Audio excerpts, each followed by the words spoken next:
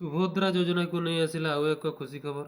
ସୁଭଦ୍ରା ହିତାଧିକାରୀଙ୍କ ପାଇଁ ସରକାର ଆଣିଲେ ନୂଆ ଯୋଜନା। ଏଣିକି ସୁଭଦ୍ରା ଟଙ୍କା ସହ ମିଳିବ ଲୋନ୍, ଯେଉଁଥିରେ ବିଜନେସ୍ କରିପାରିବେ ମହିଳା। ସୁଭଦ୍ରା ଯୋଜନାରେ ଟଙ୍କା ସହିତ ଆଗାମୀ ଦିନରେ ମହିଳାମାନେ କିପରି ଋଣ ନେଇ ନିଜର ବ୍ୟବସାୟ ବୃଦ୍ଧି କରିପାରିବେ ସେ ନେଇ ମହିଳାକୁ ତାଲିମ ଦିଆଯିବ। ସୁଭଦ୍ରାକୁ ନେଇ ରାଜ୍ୟ ସରକାରଙ୍କ 3ଟି ପଦକ୍ଷେପ ଗ୍ରହଣ କରାଯାଇଛି। ସେହି 3ଟି ମାଧ୍ୟମ ହେଉଛି ଶୁଣ ସୁଭଦ୍ରା, କୁହ ସୁଭଦ୍ରା ଓ ସୁଭଦ୍ରା ସେତୁ। ଏହି 3ଟି ମାଧ୍ୟମ ମହିଳାମାନଙ୍କ ପାଇଁ ବେଶ୍ ସହାୟକ ହୋଇପାରିବ। ଏହି 3ଟି ମାଧ୍ୟମର କାମ କ'ଣ ନା, ଶୁଣ ସୁଭଦ୍ରାରେ କିଛି ସନ୍ଦେହ ଥିଲେ ମହିଳାମାନେ ବିଭାଗକୁ ପଚାରି ବୁଝିପାରିବେ ଏବଂ ଯୋଗାଯୋଗ ମଧ୍ୟ କରିପାରିବେ। କୁହ ସୁଭଦ୍ରାରେ କ'ଣ କରିବେ ନା, କୁହ ସୁଭଦ୍ରାରେ ବିଭାଗ ଅଧିକାରୀଙ୍କୁ କଲ୍ କରି ସୁବିଧା ଅସୁବିଧା ପଚାରି ବୁଝିପାରିବେ।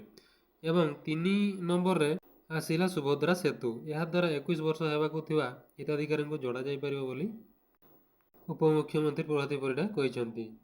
ଋଣ ନେଇ ନିଜର ବ୍ୟବସାୟ ବୃଦ୍ଧି କରିବା ସହ ମହିଳାମାନେ କିପରି ଉଦ୍ୟୋଗୀ ହେବେ, ଋଣ ନେଇ କିପରି ବ୍ୟବସାୟ କରିପାରିବେ ଏବଂ ବ୍ୟବସାୟରେ କିପରି ସଫଳ ହେବେ ସେ ନେଇ ମହିଳାଙ୍କୁ ତାଲିମ ଦିଆଯିବ। ବର୍ତ୍ତମାନ ସୁଦ୍ଧା ମୋଟ 1,07,23,294 ଜଣ ସୁଭଦ୍ରା ଯୋଜନାରେ ସାମିଲ ହେବା ନେଇ ଆବେଦନ କରିସାରିଛନ୍ତି। ସେମାନଙ୍କ ମଧ୍ୟରୁ 80,29,741 ଜଣ ହିତାଧିକାରୀ ସୁଭଦ୍ରା ଟଙ୍କା ପାଇସାରିଛନ୍ତି। ତେବେ ବଡ଼ କଥା ହେଉଛି 3,31,188 ଜଣଙ୍କ NPC ଫେଲ୍ ହୋଇଥିବାରୁ ସେମାନଙ୍କ ଆକାଉଣ୍ଟକୁ ଟଙ୍କା ଯାଇନାହିଁ। ତେବେ ଯେଉଁମାନଙ୍କର NPC କ୍ଲିୟର ହୋଇନି ସେମାନେ ବ୍ୟାଙ୍କକୁ ଯାଇ କ୍ଲିୟର କରିବାକୁ ନିର୍ଦ୍ଦେଶ ଦିଆଯାଇଛି। NPC କ୍ଲିୟର ହେବା ପରେ ଯାଇ ସୁଭଦ୍ରା ଟଙ୍କା ଖାତାକୁ ଆସିବ, ନଚେତ୍ ଚତୁର୍ଥ ପର୍ଯ୍ୟାୟ ଟଙ୍କା ବି ହିତାଧିକାରୀଙ୍କୁ ସୁଭଦ୍ରା ଟଙ୍କା ପାଇପାରିବେ ନାହିଁ।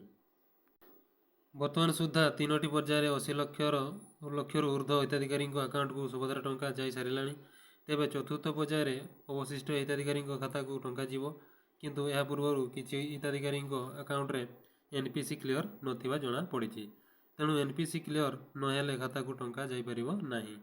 ହିତାଧିକାରୀ ଯୋଗ୍ୟ ବିବେଚିତ ହୋଇଥିଲେ ବି ଚତୁର୍ଥ ପର୍ଯ୍ୟାୟ ଟଙ୍କା ସେମାନଙ୍କ ଖାତାକୁ ଯିବ ନାହିଁ।